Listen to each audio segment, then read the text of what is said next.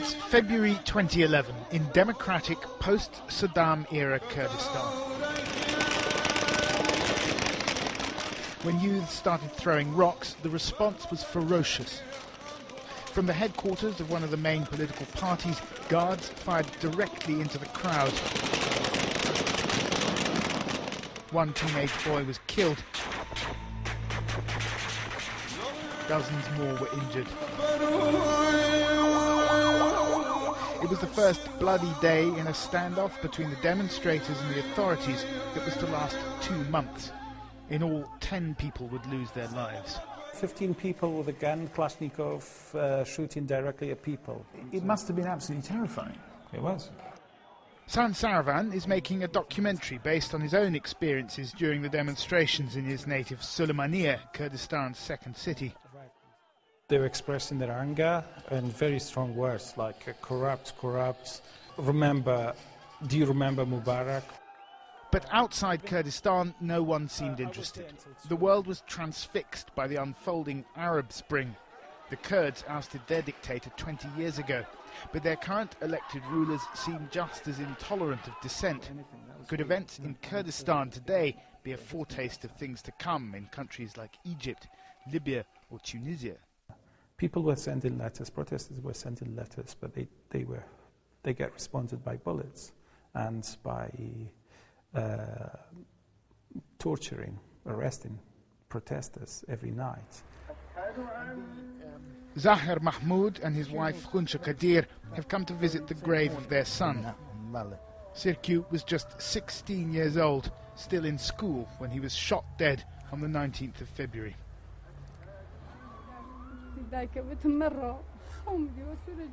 That morning when he went out, I told him not to go.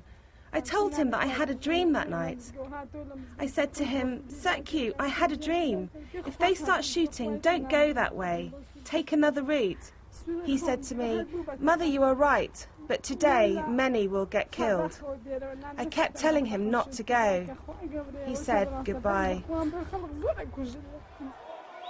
Sirku's parents say they know who killed their son. The men in this video, they say, are militias from Kurdistan's political parties. At least one of them can be seen here firing directly into the crowd.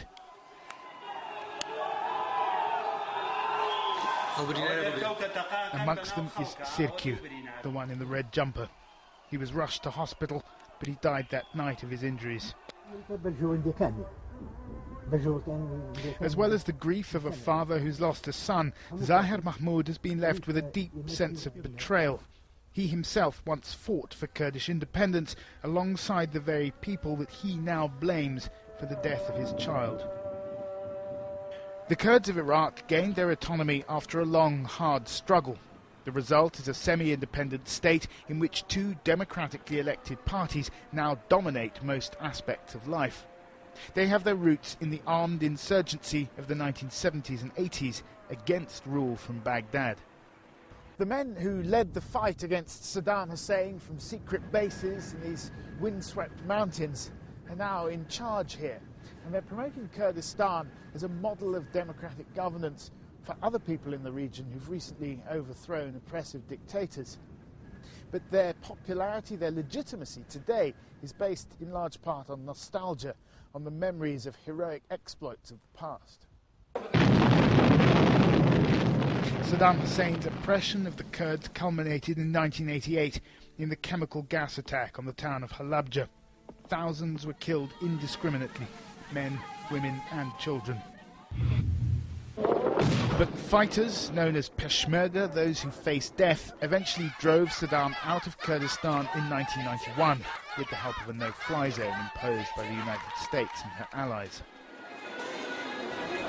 Saddam Hussein's rule here came to an end 20 years ago, a full 12 years before the Americans toppled him in Baghdad. And in the towns and cities of Kurdistan, you can feel the difference almost physically. People here walk around without that residual fear of violence that you get elsewhere in Arab Iraq. Kurdistan is largely free from the kind of terrorist attacks that are so common in Baghdad and elsewhere. But for those who oppose the government, a climate of fear remains. Activists have been arrested and beaten up. Journalists who publish unflattering stories have disappeared, even been killed. This is a recording of a telephone conversation last spring between a Kurdish minister and a reporter for an independent magazine which was supportive of the demonstrations.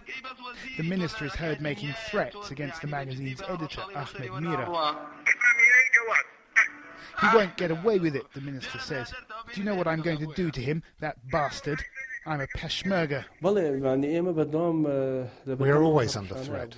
Not a day goes by without getting some threatening phone call. Since the demonstrations were put down on the 19th of April, I've been in prison 3 times on the orders of the politicians. Without the court's permission, handcuffed, they took me from my office, beating me with pistols. At school, the younger generation too is taught to revere the Peshmerga, but these children can take for granted many of the rights and freedoms that their parents and grandparents had to fight for. Some young Kurds are becoming frustrated with the Peshmerga party's grip on power. Take Shana Abdullah, for example. She's well educated with degrees from universities in the United States and the UK, but she's teaching here in this primary school because she says corruption and nepotism mean she can't get a job in the local university. If you don't have the political connections, it's quite hard to find a job. In fact, it's quite hard to do anything. If I want to publish an article, if I want to publish a book, you have to do it through the political body. You have to have connections as well. They control everything. They control education, they control the economy. Everything here is controlled by them. If you want to find a job, you have to go through their circles, then find a job. Shana says that the protesters in Sulaymaniyah were inspired by events in Tunisia and in Egypt. Despite the Kurds' democratic freedoms, those in charge, she says, are simply not giving people like her a fair share of the country's resources. Everything they have done is for their own benefit. You know, they have bought islands in Europe, and I mean, they're buying supermarkets and hospitals elsewhere for themselves. They have bank accounts everywhere. Well, the money that's coming out of the city is not used for the youth here, or not just in Sulaymaniyah, elsewhere in Kurdistan. It's for their own benefit, and it's also for the people who are connected with them. If you're not connected with them, you're not benefiting from it.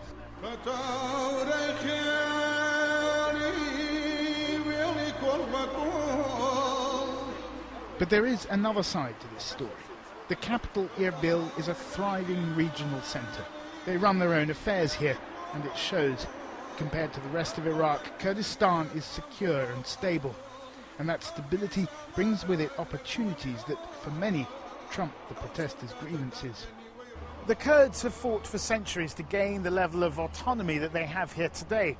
And so there are plenty of people who are nervous about jeopardising that by challenging the status quo that got them here, especially since at the moment there seems to be plenty of money to be made.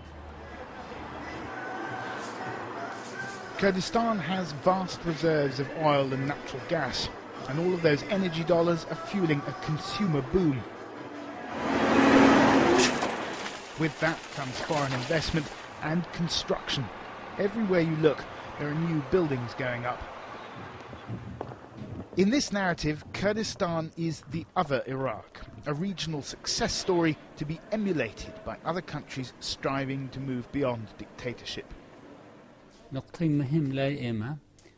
We in the Kurdish leadership believe that if we have problems, we should not solve them through the use of force and violence, but rather solve them peacefully, democratically and through dialogue.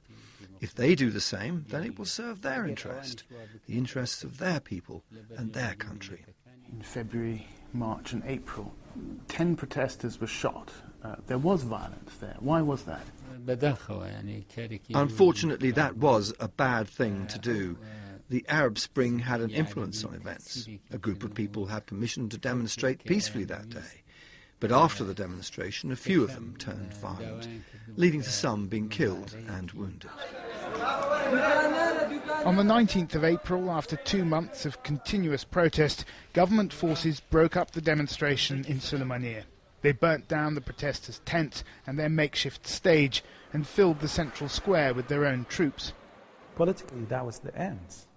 But one day, it will happen again. I'm sure about that. The amount of the frustration which I saw on their faces and their body language, easily could tell you it will happen again. You asked them peacefully, they didn't do anything. You asked them again, they used a gun. And this time, what would you do? Clearly, there is unfinished business here. Kurdish democracy is a work in progress.